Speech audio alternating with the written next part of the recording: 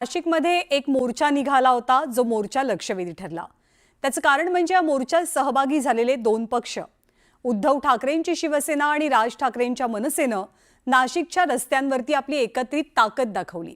संजय राऊत आणि बाळा नांदगावकरांनी नेतृत्व केलेला हा मोर्चा आगामी मनपा निवडणुकीसाठी लिटमस टेस्ट मानला गेलाय।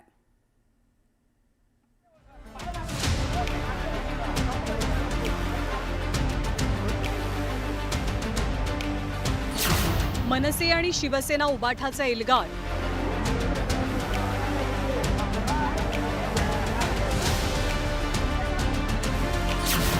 नाशिकमध्ये ठाकरे बंधूंच्या पक्षाची एकजूट,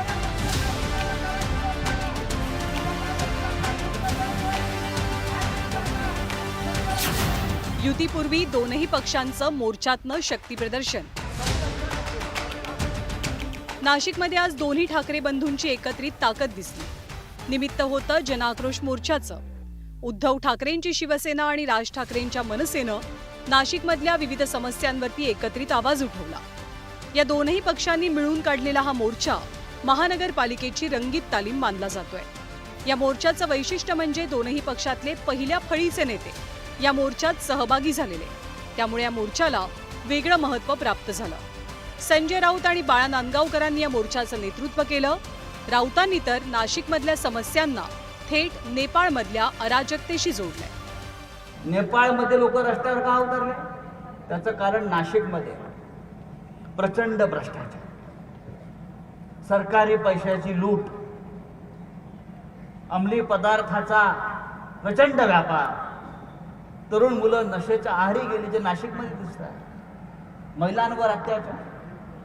या नाशिकसह महाराष्ट्रात यापेक्षा जर वेगळं काय घडलं नसेल तर नेपाळच्या तरुणांनी जो इशारा दिलाय तो आपण लक्षात घेतला पाहिजे, हे माझं म्हणणं आहे। राऊतांनी नाशिकमधल्या समस्यांच्या वाचलेल्या पाढ्याला भाजपनं जोरदार प्रत्युत्तर दिलं।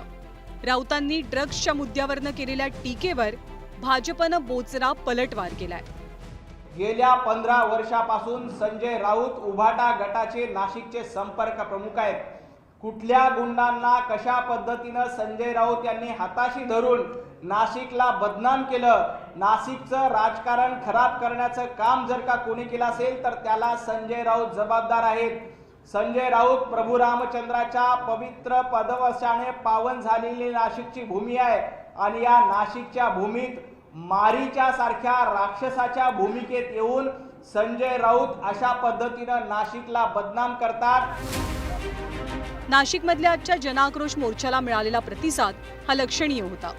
शिवसेना आणि मनसे या दोन्ही पक्षांची एकत्रित ताकद रस्त्यावरती एकवटलेली पाहायला मिळाली। दोन्ही ठाकरे ज्या महानगरपालिका एकत्रित लढवण्याचा विचार करतायत त्यात नाशिकचाही समावेश आहे। शिवसेना आणि मनसे या दोनही पक्षांनी एकेकाळी नाशिक मनपावरती सत्ता स्थापन केलेली, त्यामुळे शुक्रवारचा हा मोर्चा आगामी पालिकेच्या दृष्टीनं लिटमस टेस्ट मानला गेला।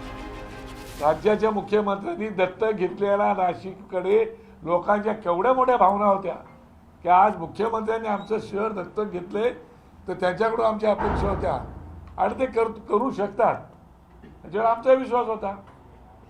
परंतु आता नाशिकच्या लोकांच्या तोंडाला पानं पुसलं असं त्यांना वाटतंय, विश्वासघात झाल्यासारखं वाटतंय। त्याच्यामुळे तुम्हाला आता इलेक्शनच्या तोंडावर मोर्चा म्हणा त्या आणखीन कशावर म्हणा, पण तुम्ही जे काम केलेलं नाही आणि म्हणून लोकांना मोर्चा काढावा लागतो। दरम्यान नाशिक शहर मुख्यमंत्र्यांनी दत्तक घेतल्याची आठवण करून देत संजय राऊतांनी शहरातल्या परिस्थितीवरनं टीकास्त्र डागलं, तर राऊतांची टीका भाजपनं परतवून लावली। महाविकास आघाडीच्या 2.5 वर्षाच्या काळात नाशिकला दमडी देखील संजय राऊत तुमच्या सरकारने दिली नाही, नाशिकला वाऱ्यावर सोडलं होतं। देवाभाऊंनी नाशिकचं पालकत्व स्वीकारलेलं आहे आणि नाशिकचा कायापालट करण्याचं काम, नाशिकला महाराष्ट्रातलं सर्वोत्कृष्ट शहर करण्याचं काम हे देवाभाऊंच्याच नेतृत्वात केलं जाणार आहे। आगामी महापालिका निवडणुकांच्या पार्श्वभूमीवर ठाकरे बंधू एकत्र येणार अशी चर्चा रंगलेली असतानाच नाशिकमध्ये दोन्ही पक्षांच्या नेत्यांनी एकत्रित मोर्चा काढला। त्यामुळे नाशिकचा हा मोर्चा एक प्रकारे जनमताच्या चाचपणीसाठी तर नव्हता ना, अशी ही चर्चा रंगली आहे। लक्ष्मण घाटोळसह ब्युरो रिपोर्ट, न्यूज 18 लोकमत।